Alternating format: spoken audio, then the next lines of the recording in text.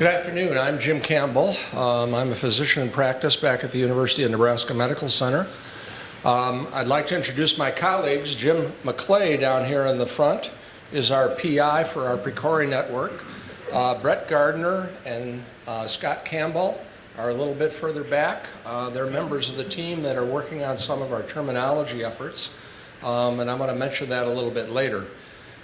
As Diane said, we're going to talk about ETL library. And just by way of assessing relevance, how many people have an Epic electronic health record back home?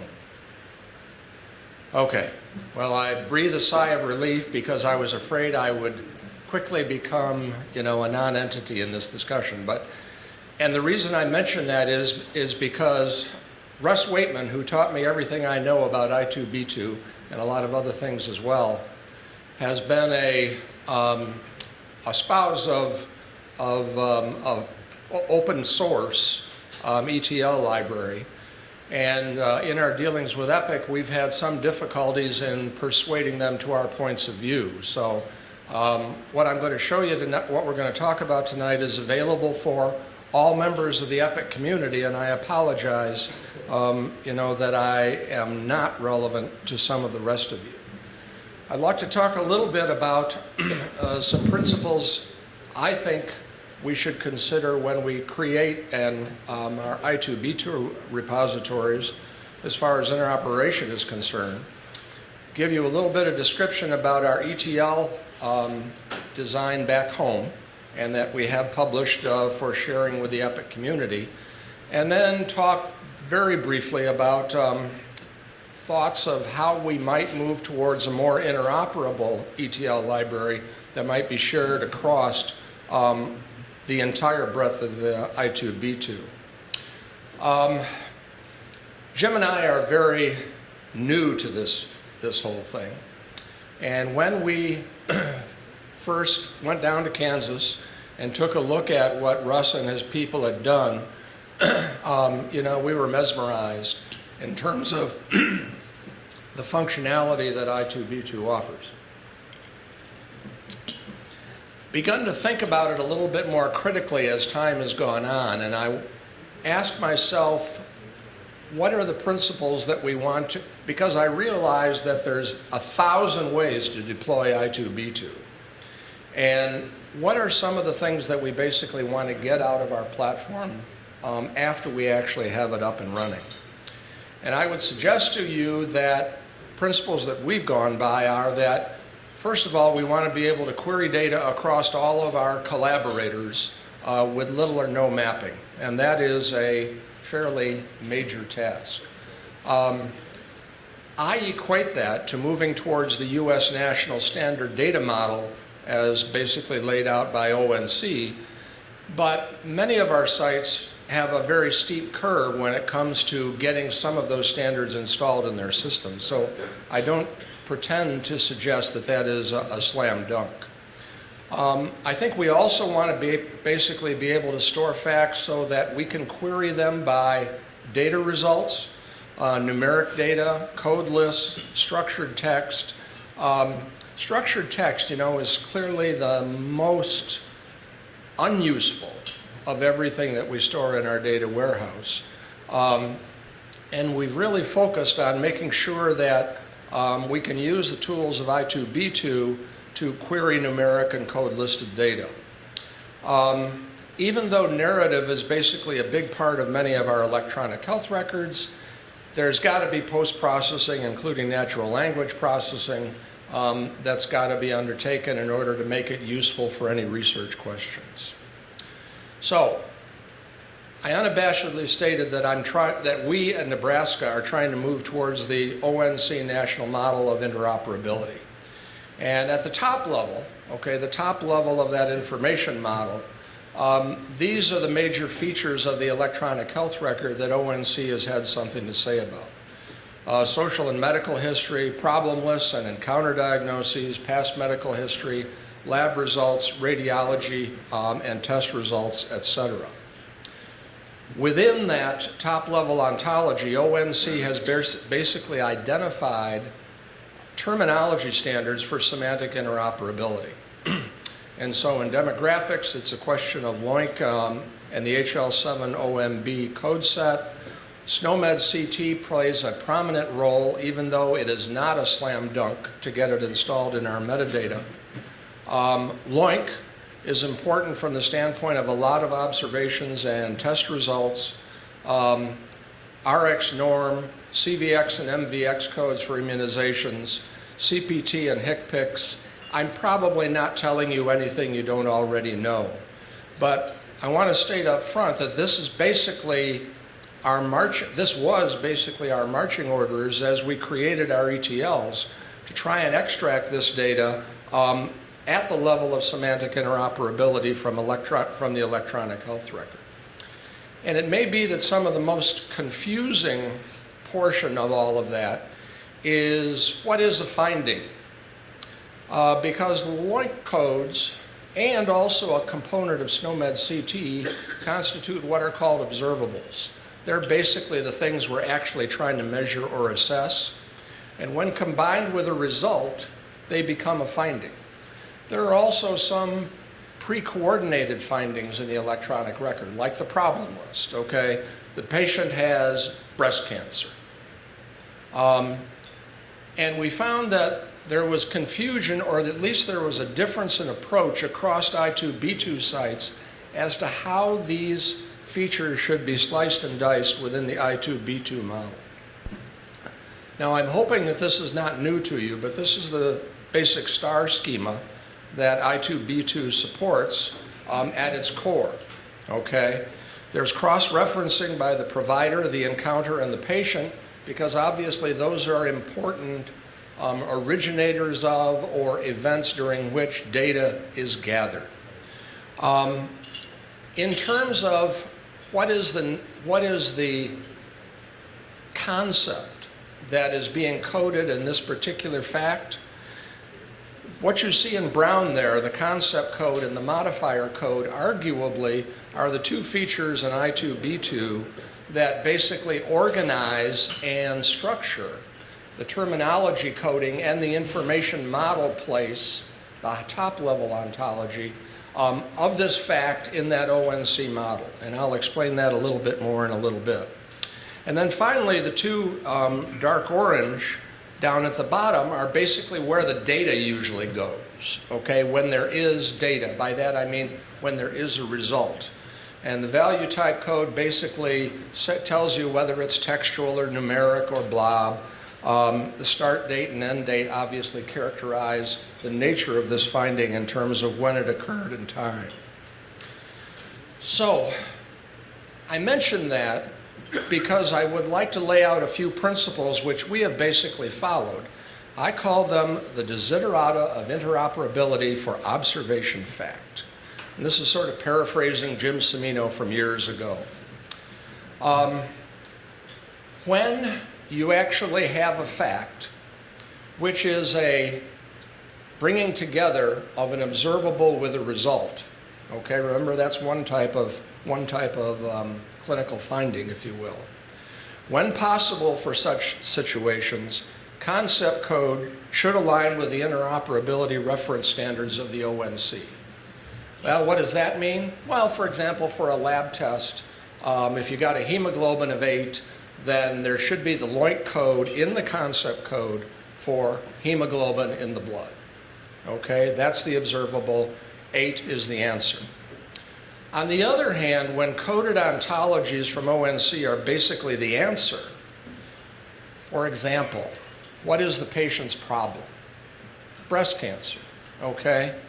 When the ontology is the answer, then we use the modifier code for identifying what's the nature of the information, and concept code actually contains, if you will, the data in that particular case. Now, observation facts basically only store one fact at a time. You can't cram any more in there and get interoperable data out because you're going to have to mush it all together. So complex data records, for example, an allergy record or a medication order, generally they've got to be organized into a set of facts, a set of observation facts that are linked together by instance number And we usually use the modifier code in those circumstances to identify the type of information that's in that particular observation fact. So you can imagine a medication order would be, what drug did I order? How often is the patient to take it? What's the dose? How many did I dispense, etc. All separate observation facts in the i2b2 model by my proposal, okay? One thing that we encountered early when we were discussing with Kansas was the issue of pre-coordinating concept codes. Now, what the hell does that mean? I'm talking about the situation where a token is set up to represent what you're talking about, like gender. Okay, it could be the LOINC code, or it could be a local parochial code, and that's basically tied together to the finding: male, female, ambiguous. And the concept code then actually represents a pre-coordinated fact, an answer, if you will, question and an answer. And we have tended to avoid those situations unless and only if the number of possible values is very small. Like gender is not a bad choice, male and female, but when you get down to a value set that might be 1,000 answers, well, then it's obviously not tractable. The choice of tval char, nval num, and blob, which are basically where the results go, should always reflect the data types as stated by the Office of the National Coordinator. And if there's published value sets, that is answer lists for any of these observations, then basically those answer lists should be used. For example, from the value set authority of the National Library of Medicine. So here, for example, is how we store what's the patient hemoglobin? That's the question. And the observable for that is LOINC 2951-2, okay? And the result goes in nval num because it's basically a numeric result, and the units gets put into the units code, and there's our observation fact for the patient's hemoglobin was 13.2. And then we can use basically the metadata ontology of LOINC, which is not trivial to build incidentally, to basically organize that for searching, because the primary use of the metadata hierarchies in i2b2 are for things like folder searches, where you're basically trying to aggregate, you're trying to search on a bunch of concepts, not just one. So what's the patient problem? I mentioned earlier, in this particular case, the answer is actually the SNOMED CT code that's in the problem list for breast cancer. And you can see that in the modifier code, we've put in a token which basically indicates, yes, this is an example of a diagnosis, but it's taken from the problem list, and oh, by the way, it's an active problem. That's how we store it in Nebraska.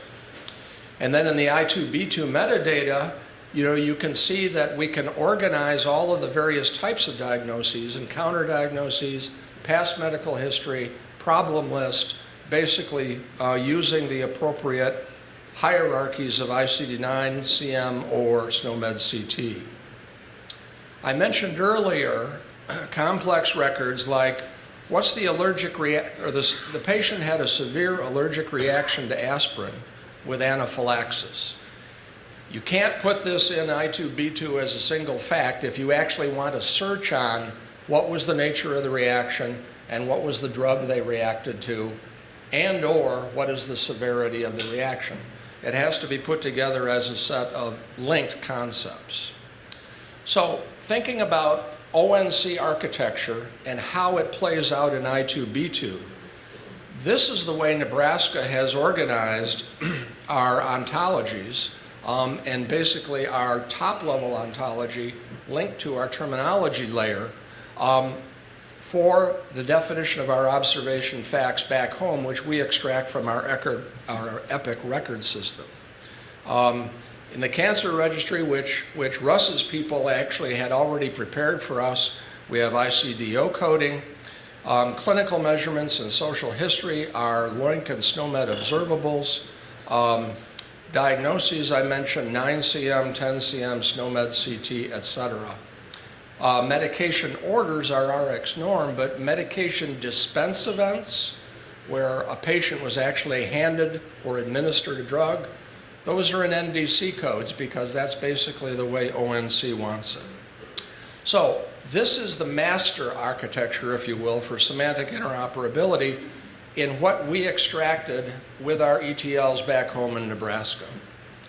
Now, for those of you who are relatively early in rolling out i2b2, at a very high level, what we do when we do a reload, first of all, we make sure that we keep up our maps in Epic because some of those data standards are not distributed by Epic, although there's a healthy portion of them already.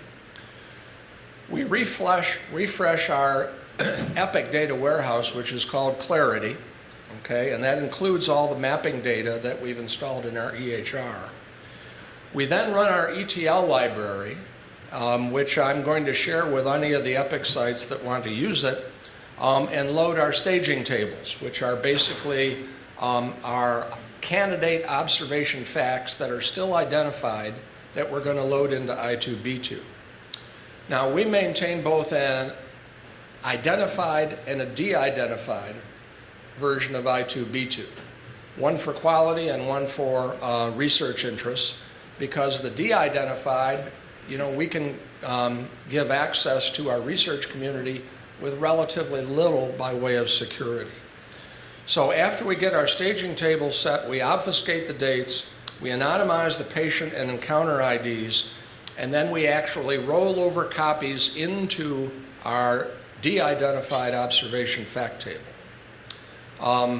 I would mention also that we install and maintain our metadata, and metadata XML, that's sort of a thing that you need to give some thought to, because if you go back to that comment I made earlier about you ought to be able to search on numeric values and code lists and so forth, your metadata XML has to be set up for that to work in i2b2, which is not a big deal once you realize that's the case, and we also have included that in our library for sharing. Now, I would mention that for Picori, we also then take one additional step on extracting our CDM v3 tables, but that's a relatively minor thing and not part of what we're going to discuss today. Now, the purpose of this discussion was just to explain to you why we've done what we've done with our ETLs, which is a little bit different than some of what Kansas has done. And I think Russ will point that out. But we've basically documented our entire set of procedures, including all of our SQL, all of the procedures involved in loading the identified and the de-identified data sets. And we've also thrown in some fact counter code, which I think we probably got from you, Russ, if we go back in time. And all of this is loaded on the Epic user web. The reference is right there. So any Epic site, you have secure access to this. And since we will not be breaking any agreements with Epic about intellectual property, you can go ahead and grab that with all the documentation and all the SQL code, and you're welcome to do with it what you will. We wish that we could publish this on the web. I agree with Russ that that would be the ideal situation, but Epic has made it clear to us that this is only for Epic customers. Is there any way we can move towards an interoperable set of extracts, ETLs, that we could share with all vendors across all types of electronic health records? Well, when we first started working on this, we had discussions about using CCDA outbound from our electronic health record. That's the clinical content document architecture that ONC uses for sharing records between sites. The problem is that our vendors have limited implementation of terminology standards in those documents at this point. And there's also a limitation in terms of the types of information they expose. So that didn't look like it was going to work out. Now, I talked to Dave McCallie last night from Cerner, and asked him about fire. These are all the data types that Epic has installed or has deployed in their 2015 version. And notice that it's much more voluminous. It has much more richness of data than does the CCDA architecture. I asked David McCalley if conceivably fire could be used for bulk download of electronic health record data, basically feeding the front end of our ETLs without having to go to Clarity or anything else, and in fact using an industry standard that all the vendors are supporting. And he said he thought that that was possible, but nobody has actually tested this out yet. But I think it's something that we ought to think about, because maintaining this code base of ETLs is a non-trivial task. And I think that's probably enough from what I've said.